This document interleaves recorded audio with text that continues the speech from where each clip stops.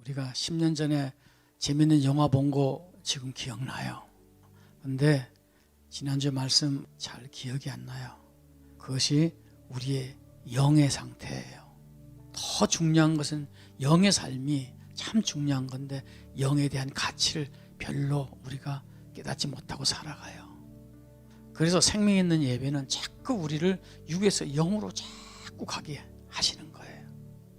그래서 이 말씀을 통하여 여러분 단련되시기 바랍니다. 그러니까 사도 바울은 자신을 복종한다 그래요. 자꾸 주님을 선택한다는 말이에요. 사모한다는 거예요. 그러니까 어디서 내가 문제가 있는지 철저히 파악하는 거예요. 예를 들어서 우리가 삶 가운데 누구한테 상처를 받았어요. 상처를 받은 걸로 끝나지 말고 그런 거에 대해서 반응하는 자신을 찾아내는 거예요. 아, 내 안에 어마어마한 이기적인 것이 있구나 발견하는 거예요. 그래서 누가 뭐라 그래도 내 안에 주님으로 인하여 평안을 찾기를 바랍니다. 그 예배의 삶이에요. 그냥 나를 방치하지 마세요. 그래서 속히 주님께로 가십시다. 끊임없이 주님 나를 고쳐주시옵소서. 나는 안 되네요. 주님의 도움이 필요합니다. 지혜로운 자는 그 지혜를 자랑치 마라. 용사는 그 용맹을 자랑치 마라. 부자는 그 부함을 자랑치 마라. 아멘. 그러겠습니다. 근데 가만히 생각해 보세요. 내가 그렇게 되냐고 쉽게 바로 순종이 되냐고 안 돼요. 그렇게 생각하지만 당연하게 살아가는 거예요. 정말 나도 모르는 사이에 우월해지는 거예요. 난 다르다는 거예요. 그런데요, 하나님의 은혜를 깨닫게 되는 순간 힘든 사람을 바라볼 때 왜 하필이면 그 사람일까요? 왜 내가 아니고 그분일까요? 라고 깨닫게 되는 거예요. 그런 자의 반응이 하나님 은혜입니다. 내한테 주께서 베풀어 주신 모든 것들이 은혜를 절실히 깨닫는 거예요. 그렇지 않으면요, 당연했기 때문에 나를 무시하면요, 힘들게 하면 바로 보복이 나와요. 행동은 안 하지만 마음에서 이미 다 끊어버리잖아요. 너는 아니야. 내 의가 딱 살아있잖아요. 근데 은혜가 있는 자는요, 그렇지 않아요. 다시 말할까요? 그들의 아픔을 볼 때 불쌍히 여기는 거예요. 주님의 마음이에요. 난 여러분들의 주님의 마음으로 풍성하시기 바랍니다. 내가 무언가 우월했기 때문에 그런 게 아니에요. 내가 기도를 많이 했기 때문에, 주의 일을 많이 했기 때문에 내가 이렇게 사는 것이다. 아니에요. 이 모든 것이 다 은혜예요. 그 축복은 내 성과에 대한 마일리지야. 아니에요. 이 모든 것이 하나님의 은혜인 거예요.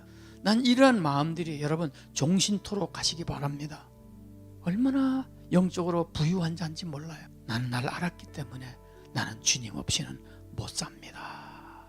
그런 자의 반응은 기도예요. 끊임없이 자신을 복종하는 게 기도란 말이에요. 여러분 매 순간마다 육신이 얼마나 살아나는지 여러분 아시죠? 그렇기 때문에 끊임없이 성령을 쫓아 살아가야 되는 거예요. 성령 충만하십시다. 그건 내가 선택이에요. 가장 착한 마음이에요. 승리하시는 거예요. 오늘 승리하면 내일 승리할 수 있어요. 오늘 실패하면 내일 승리할 수가 없어요. 그래서 항상 신앙은 오늘이에요. 오늘. 그래서 하나님은 멀리서 일하지 않습니다.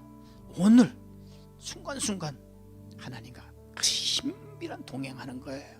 사탄은 속여요. 죄를 짓는데 지금만 보게 하는 거예요. 죄의 대가가 얼마나 끔찍하다는 것을 생각하지 않게 만드는 것이 사탄이에요. 하나님과 동행하는 자는요, 성령 충만한 자는 이것부터 시작해야 되는 거예요. 조금만 일에 감사가 풍성해요. 그리고 조금만 죄에도 민감해요. 왜 그럴까요? 죄의 대가는 필연적으로 대가가 온다는 거예요. 예수 믿으면 은혜로 구원받습니다. 그러나 이 땅에 죄를 짓는 것은 모든 죄의 대가는 여기에서 해결해야 합니다. 이게 공의의 하나님이십니다. 그런데 사탄은 이 죄의 대가를 생각하지 않게 하는 거예요. 잊어버리게 하는 거예요. 그래서 범행하게 하는 거예요. 범행하게 한 다음에 사탄은 빠져요. 그 대가는 우리가 지게 하는 거예요. 얼마나 힘든지 몰라요. 온 세상은 주님이 없기 때문에 마음 놓고 죄를 지어요. 그 죄의 대가가 얼마나 끔찍하다는 것을 그때 지난 다음에 그럴 걸 하는 것이단 말이에요. 난 여러분 영적으로 지혜롭기 바랍니다. 그게 깨어있는 사람이에요. 복이란 게 무엇일까라고 할 때 우리는 잘 나가길 바랍니다. 물질도 그렇고 건강도 그렇고 그게 복이라고 생각해요. 그러나 영적으로 보면 이 복이라는 것은 생명이 있는 것이 복입니다. 살아있는 게 복입니다. 왜 그럴까? 살아있을 때 잘못을 뉘우칠 수가 있고 회개할 수 있기 때문에, 주님을 찾을 수 있기 때문에, 돌아올 수 있기 때문에. 아멘. 죽고 나면 돌아올 수가 없어요. 살아있는 것이 축복이며 기회예요. 끊임없이 하나님께서 우리에게 기회를 주실 때, 기회는 잡는 거잖아요. 찬스야. 찬스를 잡아야 되는 거야. 오늘 예배를 통해 주님께 돌아가는 것이 찬스를 잡는 거예요.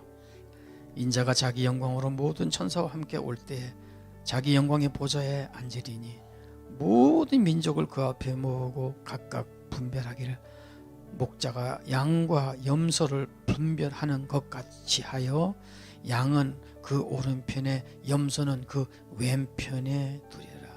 그때 임금이 그 오른편에 있는 자들에게 이르되, 내 아버지께 복받을 자들이여, 나와 창세로부터 너희를 위하여 예비된 날을 상속하라. 내가 줄일 때 너희가 먹을 것을 주었고, 목마를 때 마시게 하였고, 나그네 되었을 때 영접하였고, 벗었을 때 옷을 입혔고, 병들었을 때 돌아보았고, 옥에 갇혔을 때 와서 보았느니라.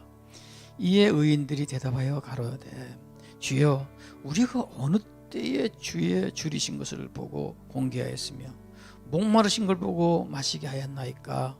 어느 때 나그네 되신 것을 보고 영접하였으며 벗으신 것을 보고 옷 입혔나이까?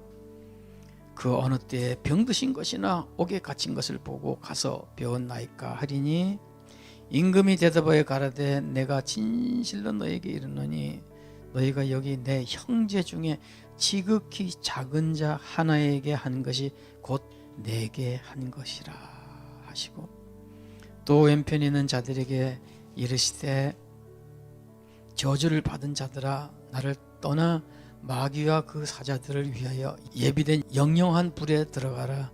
내가 줄일 때 너희가 먹을 것을 주지 아니었고, 목마를 때에 마시게 하지 아니었고, 나그네 되었을 때 영접하지 아니하였고, 벗을 때에 옷 입히지 아니하였고, 병들었을 때와 옥에 갇혔을 때 돌아보지 아니했느니라 하시니, 저희도 대답하여 가라되, 주여, 우리가 어느 때 줄이신 것이나 목마르신 것이나 나그네 되신 것이나 벗으신 것이나 병드신 것이나 옥에 갇히신 것을 보고 공양치 아니하더이까? 이에 임금이 대답하여 가라되, 내가 진실로 너희에게 이르노니 지극히 작은 자 하나에게 하지 아니한 것이 곧 내게 하지 아니한 것이니라 하시니, 저희는 영벌에 의인은 영생에 들어가리라 하시니라. 아멘. 그렇게 해서 종교는 가르치는 거야. 그렇게 선한 일을 해라 라고 가르치는 거예요. 그러나 본질은 그렇지 않아요. 예수님의 마음은 뭐라 그래요? 심판장의 마음은, 네가 은혜를 깨달았으면 이런 행동이 저절로 나오는 거예요. 나 같은 죄인 살리신 주님의 은혜를 깨달은 날부터 그들의 아픔을 내 아픔으로 보게 되는 거예요. 배워서 하는 것이 아니란 말이에요. 주님의 사람은 주님의 일을 배워서 하는 것이 아니에요. 우러나는 거예요. 충성은 배워서 하는 것이 아니라 우러나는 거예요. 너무나 많은 은혜를 내가 알아버렸기 때문입니다. 내가 주님의 용서와 사랑을 알아버렸기 때문입니다. 시키지 않아도 하는 것이 충성인 거예요. 행함이 없는 믿음은 죽은 믿음이라고. 그래서 많은 사람은 행하려고 하는 거예요. 그렇지 아니올시다. 너 안에 생명이 있고 믿음이 시작되었으면 행함은 저절로 나오는 것이다. 생명이 있는 자와 없는 자를 주님께서 가려낸다는 사실이에요. 수많은 사람이 예수를 따라다녔지만 만난 사람은 누구예요? 소경바디메오 오잖아요. 삭케오가 예수님이 지나간다고 할 때 왜 그 예수님을 간절히 사모했을까요? 그럼 나는 아브라함의 자손이 아니냐고. 본질적인 문제. 한나가 아들이 없어서 문제가 아니라 내가 하나님께 버리운 자녀예요. 소경바디메오가 예수님이 지나갈 때 다윗의 자손 예수여 나를 불쌍히 여겨 주시옵소서라는 그 기도는 뭐냐면, 내가 버리운 자입니까? 하나님께 육신으로 병 때문에 힘든 것이 아니라 영적으로 버리운 자입니까? 난 여러분들이 하나님 앞에서 이 본질적인 문제가 해결되시길 축복합니다. 나는 뭡니까? 그럴 때 나 같은 죄인 살린 주님의 은혜, 다시 말하면 그 대속의 은혜를 경험하는 거예요. 하나님의 아들이 나의 죄 때문에 십자가에 달려주신 그 큰 사랑을 내가 알게 될 때에 지금 주님께서 원하시는 열매 있는 삶으로 사라진다는 거죠. 마지막 가려낼 때 나는 어느 편에 있는가? 그것은 지금 오늘이라고 일컫는 이 시간 여러분 안에 가장 중요한 점검이 필요한 거예요. 주님, 나를 지나치지 마십시오. Pass me not. 나를 터치하여 주시옵소서. 성령께서 여러분에게 찾아오시길 바랍니다. I found it. 나는 찾았습니다. 진리를 찾았습니다. 다른 건 정말 중요하지 않아요. 여러분의 예수가 주이십니까? 여러분의 주인님이 되시기 위해서 하나님이 사람을 이 땅에 오셨기 때문에 이처럼 축복이 어디 있습니까? 아무리 축복을 줘도 내가 받지 못하면 그 축복은 아무 소용이 없는 거예요. 첫 번째 크리스마스, 말구에 태어났어요. 두 번째 크리스마스, 내 마음속에 찾아오셔야 돼요. 세 번째 크리스마스, 예수님 다시 오신다. 이게 세 번째 크리스마스다. 내 안에 두 번째 크리스마스가 이루어지지 않았다면 첫 번째 크리스마스에 수백 번, 수천 번 예수님 이 땅에 오셔서 날 위해 십자가에 달려 돌아갔더라도 그건 나와 아무 상관없어요. 내가 두 번째 크리스마스가 이루어지지 않았다면 마지막 날 그 세 번째 크리스마스는 인류 가장 처참한 날이 될 것입니다. 그러나 오늘을 일컫는 이 시간 예수 그리스도께서 내 마음에 두 번째 메리 크리스마스가 되었을 때 세 번째 크리스마스는 인류 최대 잔치날이 될 거예요. 바로 그 날이란 말이에요. 우리의 삶 가운데 마지막을 대비해야 되는 거라면 세 번째 크리스마스, 그것은 분명히 여러분과 두 번째 크리스마스가 이루어져야 합니다. 속히 이루어지기를 축복하는 거예요. 볼지어다 내가 문 밖에 서서 문을 두드린다. 누구든지 내 음성을 듣고 문을 열면 내가 그에게 들어가 그와 더불어 먹고 그는 나로 더불어 먹으리라. 그런 자는 이제 남은 삶이 얼마나 풍성한지 몰라요. 은혜죠. 그렇기 때문에 한 사람 한 사람 연약한 영혼들을 바라볼 때 그들의 아픔이 나의 아픔이 되는 거예요. 그들의 눈물이 나의 눈물이 되는 거예요. 그럴 때 비로소 우리가 참된 하나님의 사역자가 되는 거예요. 하나님 일 따로 내 일 따로가 아니라 하나님 주신 은혜가 너무나 크기에 그들에게 주님의 사랑으로 내가 흘러갑니다. 그래서 나온 신앙의 고백이 하나님 나는 아무리 멀어도 찾아갈 거예요. 한 사람이 있다고 하더라도 그 한 사람이 저예요. 나 그 한 사람을 100명, 1000명처럼 먹이고 갈 수 있어요. 왜? 그보다 더 큰 사랑을 내가 알았기 때문이에요. 아무리 사리가 작고 해도 하나님 괜찮아요. 그들이 나를 필요로 한다면 그것은 어떤 대가보다 더 큰 값어치를 내가 받고 오는 거예요. 그 은혜가 나를 가게 하는 거예요. 그게 능력이에요. 내 의지로 내 신념으로 가는 게 아니고요. 그 은혜가 나를 통해 가게 하시는 거라 이 말이. 사도 바울이 누가 시켜서 갔어요? 아니에요. 자발적으로 발렌티아예요. 그 역할들이 하나님께 주신 거란 말이에요. 각자 다르게. 아내의 역할, 남편의 역할, 선생의 역할, 사역자의 역할이 다른 거예요. 그런 마음으로 갈 때 거기에 사랑의 싹이 나는 거예요. 열매가 맺혀지는 거예요. 한국의 미래는 여기에 있어요. 생명이 있는 자들이 생명이 있는 곳에 주님의 사랑이 시작될 때 거기에서 폭발적인 십자가의 혁명이 일어나는 거예요. 이게 한국의 미래고 여러분들의 미래예요. 그것이 힘이 되는 거예요. 그게 사람을 살리는 거예요. 인생 가운데 가장 보람이 뭔지 아세요?